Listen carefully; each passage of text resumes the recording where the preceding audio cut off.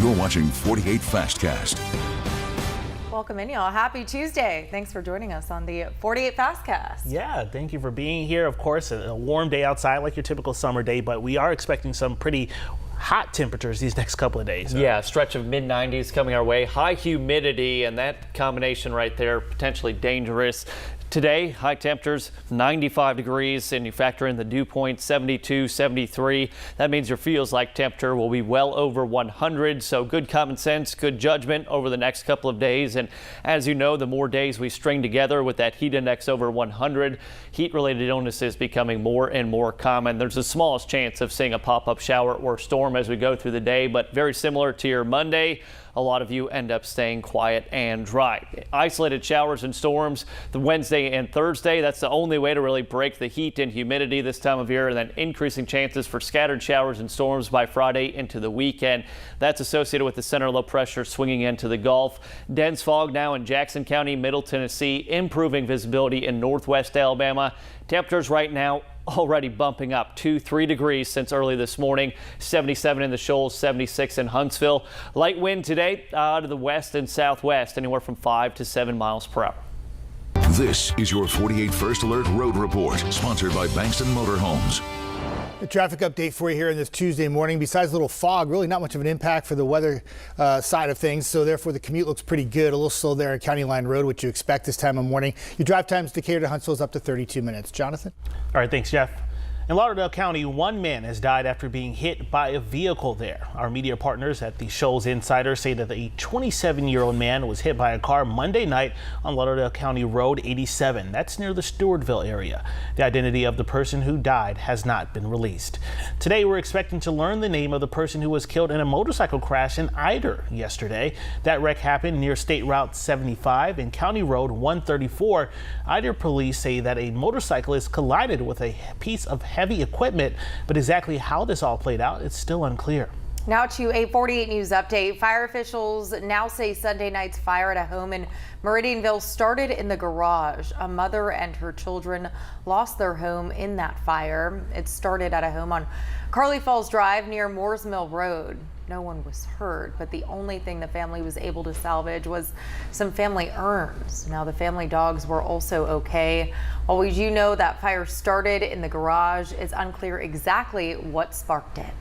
Well, you may see a beefed up police presence at Fayetteville Middle School, but there is no reason to be alarmed. Police will be holding training exercises at the campus today. They'll also be doing training there on Thursday. And today, a special primary is happening to fill the open seat for Alabama House District 12. That district covers parts of Coleman County. The seat was previously held by Representative Corey Harbison, who resigned in April. The general election is set for Tuesday, October 28th.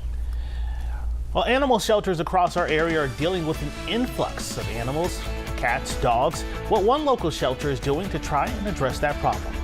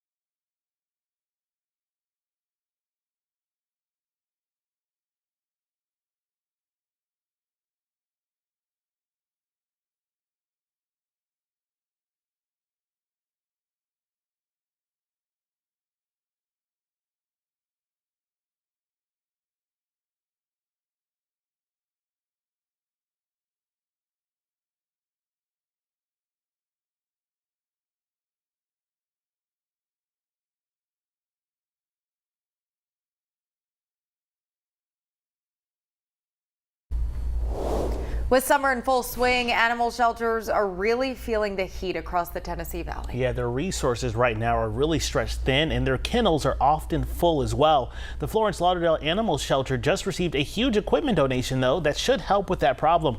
The equipment will make it easier for veterinary leaders to care for animals that come into their care. Now, it is in storage right now, but it will eventually be moved and installed at the shelter.